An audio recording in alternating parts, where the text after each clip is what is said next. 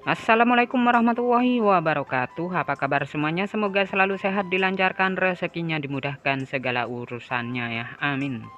Nah, di video kali ini saya akan berbagi informasi, yaitu aturan penting terkait pencairan bantuan PKH tahap 5, alokasi September-Oktober tahun 2024. Lalu kira-kira ada aturan terbaru seperti apa ya? Maka dari itu simak terus videonya sampai selesai agar supaya tidak menimbulkan gagal paham dalam menyerap informasinya. Oke, langsung saja berikut ini terkait peraturan terbaru pencairan bantuan PKH tahap 5 tahun 2024. Nah, perlu diketahui bahwasanya pencairan bantuan PKH di tahun 2024 itu masih sama ya. Pencairannya melalui kartu KKS dan nominalnya pun bisa berbeda-beda ya, tergantung komponen yang dimiliki. Selain itu juga sudah ada peraturan yang sudah ditetapkan dalam hal pencairan PKH di tahun 2024. Jadi untuk bantuan PKH itu adalah bantuan bersyarat ya, jadi harus memiliki komponen PKH. Seperti anak balita, kemudian anak sekolah SD, anak sekolah SMP, anak sekolah SMA. Kemudian penyandang disabilitas berat dan juga komponen PKH lansia, serta komponen ibu hamil. Kemudian ada 13 kriteria untuk menentukan bantuan PKH-nya bisa cair atau tidak ya. Jadi yang pertama peraturannya itu kalian harus terdaftar di dalam DTKS. Jadi mulai dari anak balita, SD, ibu hamil, kemudian anak SMP, anak SMA, penyandang disabilitas, dan lansia tersebut harus masuk di dalam DTKS dan aktif sebagai penerima bantuan PKH.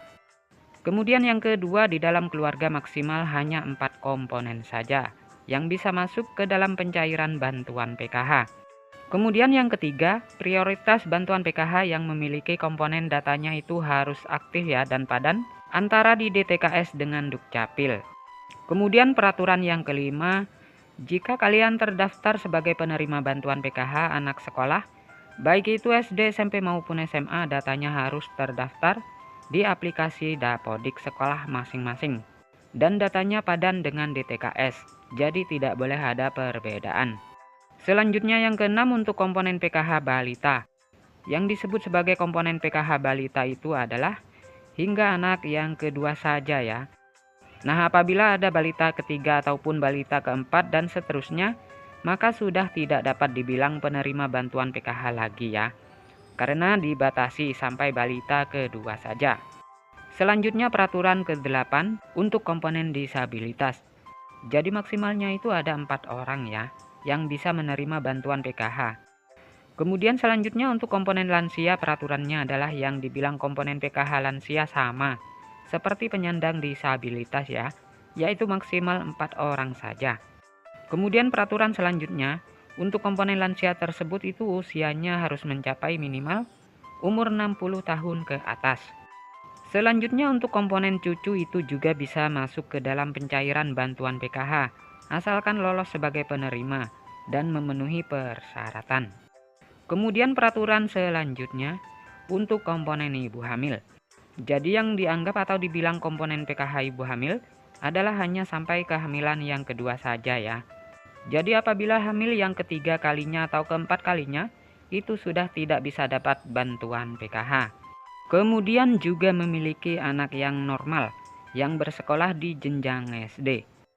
Sedangkan untuk yang nominal penyandang disabilitas dan anak sekolah SD itu nominalnya berbeda-beda ya, lebih besar penyandang disabilitas dibanding dengan komponen anak SD. Maka yang masuk komponen PKH adalah komponen disabilitas yang didahulukan. Jadi sudah jelas ya, itu adalah peraturan bantuan PKH di tahun 2024. Sementara untuk jadwal pencairannya, jika tidak ada perubahan akan dicairkan di antara bulan Oktober tahun 2024. Sementara untuk waktu tanggal pastinya kita tunggu informasi selanjutnya. Nah, sekian dulu. Assalamualaikum warahmatullahi wabarakatuh.